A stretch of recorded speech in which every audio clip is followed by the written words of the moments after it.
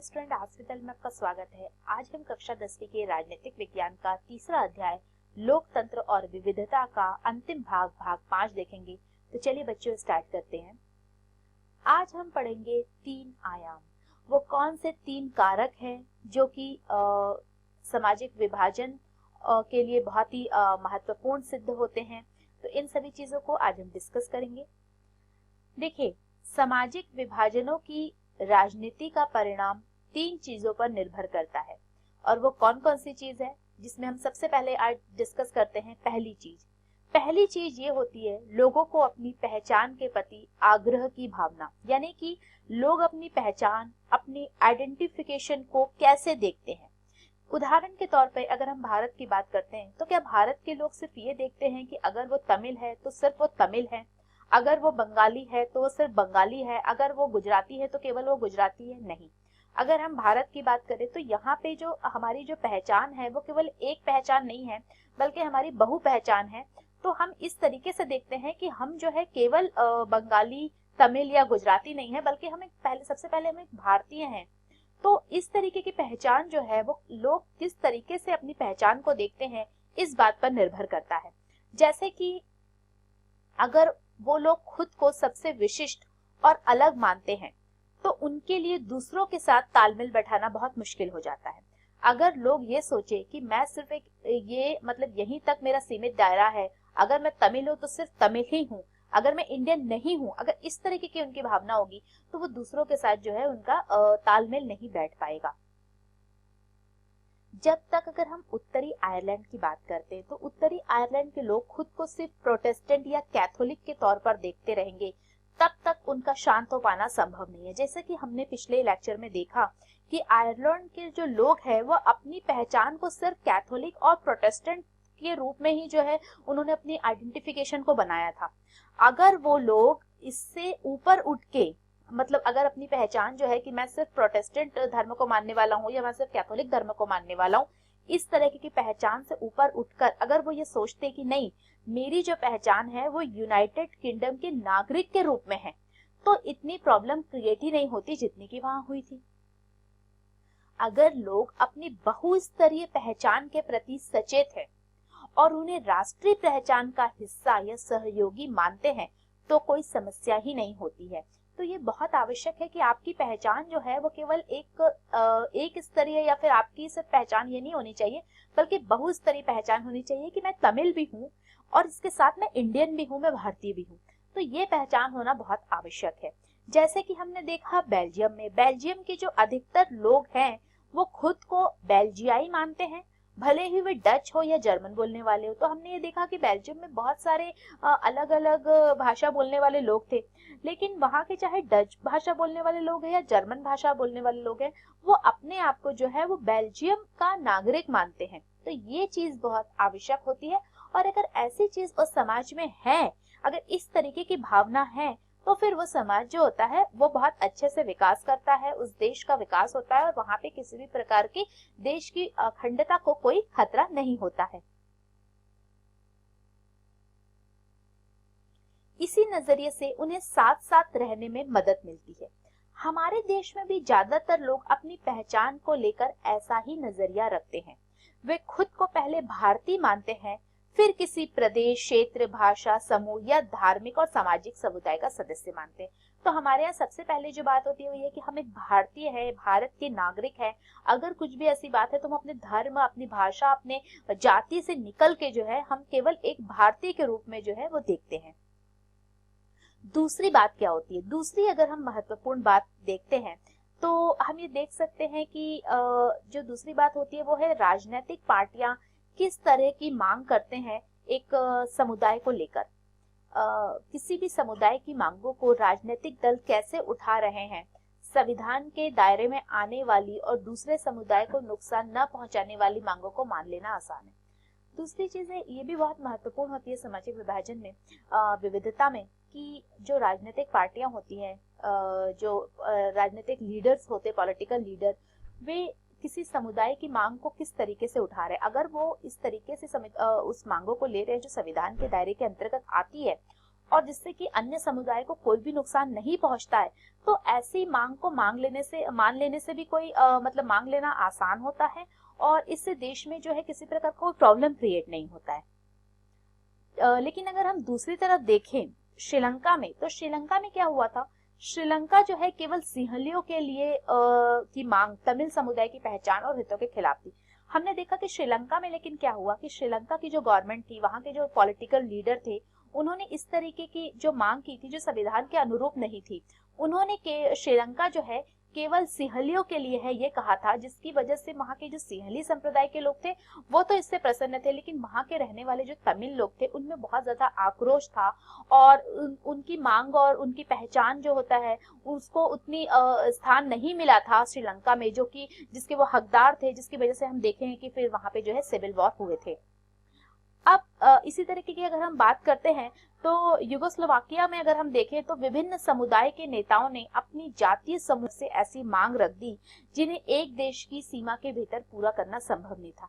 तो यहाँ पे जो पॉलिटिकल लीडर थे उन्होंने इस तरीके की डिमांड रखी थी जिसको एक देश में रहते हुए पूरा नहीं किया जा सकता था, और इसकी वजह से क्या हुआ था, इसकी वजह से यह देश जो है वो 6 अलग अलग टुकड़ों में बंट गया था।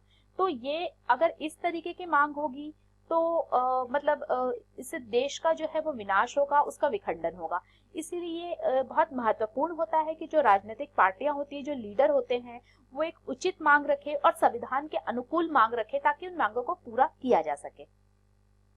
तीसरी चीज है सरकार का रुख, यानी कि सरकार जो होता है, रोल ऑफ गवर्नमेंट, सरकार इन मांगों पर क्या प्रतिक्रिया व्यक्त करती है, यह भी बहुत महत्वपूर्ण होता है कि सरकार जो है वो इस प्रॉब्लम को कैसे उस पर कैसे रिएक्ट करती है, उसको किस तरीके से सॉल्व करती है, ये चीजें भी बहुत ही महत्वपूर्ण होती है।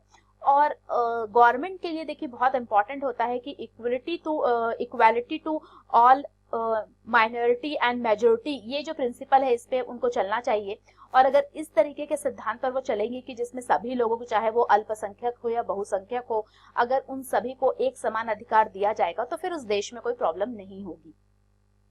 जैसा कि हमने बेल्जियम और श्रीलंका के उदाहरण में देखा है। हम वापस जो होता है फर्स्ट चैप्टर को अगर हम देखें, जो आपने पढ़ा होगा बच्चों, अगर शासन सत्ता में साझेदारी करने को तैयार हो और अल्पसंख्यक समुदाय की उचित मांग को पूरा करने का प्रयास ईमानदारी से किया जाए तो सामाजिक विभाजन मुल्क के लिए खतरा नहीं बनते हैं।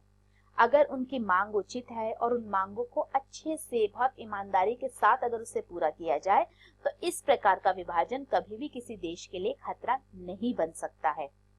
अगर शासन राष्ट्रीय एकता के नाम पर किसी ऐसी मांग को दबाना शुरू कर देता है तो अक्सर उल्टे और नुकसानदेह परिणाम ही निकलते हैं, जैसा कि हमने पिछले उदाहरणों में से देखा है। ताकत के दम पर एकता बनाए रखने की कोशिश अक्सर विभाजन की ओर ले जाती है। देखिए, कभी भी अगर आप अपने फोर्स को, अपनी ताकत को अगर यूज करेंगे और उसके आधार पर अगर एकता बनाएंगे तो ऐसा संभव नहीं हो पाता, और फिर आखिरी में इसका जो परिणति क्या होती है, विभाजन होती है। इसी तरह किसी देश में सामाजिक विभिन्नताओं पर जोर देने की बात को हमेशा खतरा मानकर नहीं चलना चाहिए। लोकतंत्र में सामाजिक विभाजन की राजनीतिक अभिव्यक्ति एक सामान्य बात है और यह एक स्वस्थ राजनीति का लक्षण भी हो सकता है। इसी से विभिन्न छोटे सामाजिक समूह हाशिए पर पड़ी जरूरतों और परेशानियों को जाहिर करते हैं और सरकार का ध्यान अपनी ओर खींचते हैं। राजनीति में विभिन्न तरह के सामाजिक विभाजन की अभिव्यक्ति ऐसे विभाजन के बीच संतुलन पैदा करने का काम करती है। इसके चलते कोई भी सामाजिक विभाजन एक हद से ज्यादा उग्र नहीं हो पाता और इस स्थिति में लोकतंत्र ही मजबूत होता है। तो अगर हम ये बात करते हैं कि लोकतंत्र के अलावा अगर किसी भी तरीके से विविधता को अगर हम अपनाते हैं, मतलब लोकतंत्र जो है वो विविधता को बनाए रखने में लोकतंत्र की सबसे महत्वपूर्ण भूमिका होती है, और अगर इसके अलावा हम किसी भी रास्ते को अपनाते हैं विविधता को सॉल्व करने के लिए, जो डाइवर्सिटी है उसको सॉल्व करने के लिए, तो वो घातक ही सिद्ध हुआ है।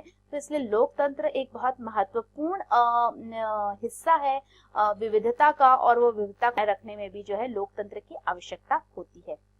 पर विभिन्नता के प्रति सकारात्मक नजरिया रखना और सभी चीजों को समाहित करने की इच्छा रखना इतना आसान मामला नहीं है।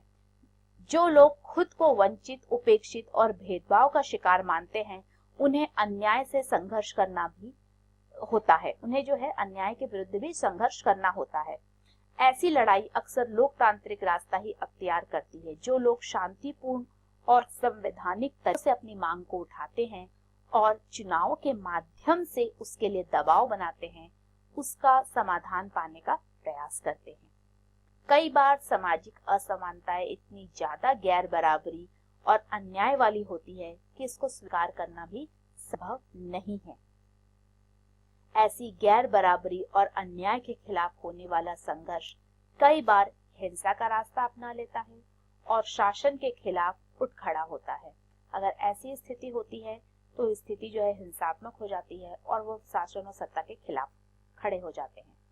इतिहास बताता है कि ऐसी तमाम गड़बड़ियों की पहचान करने और विविधता को समाहित करने का लोकतंत्र ही सबसे अच्छा तरीका है। तो इसीलिए आप देखिए कि लोकतंत्र जो है वो विविधता को सॉल्व करने के लिए, उसका हल करने के लिए सबसे महत्वपूर्ण है। अगर अन्य कोई भी रास्ता अपनाए तो वो बहुत ही जो है विनाशक सिद्ध होता है।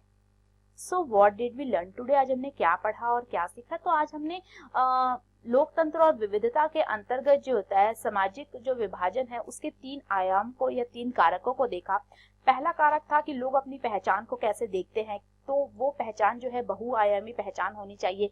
केवल ऐसा नहीं है कि अगर देश का, जैसे कि अगर हम भारत की बात करते हैं तो यहाँ पे ऐसी भावना नहीं है कि अगर हम हिंदू है या फिर हम मुस्लिम है तो हम सिर्फ हिंदू है और सिर्फ मुस्लिम है, नहीं, बल्कि हम भारतीय है, ये फीलिंग जो है पहले है।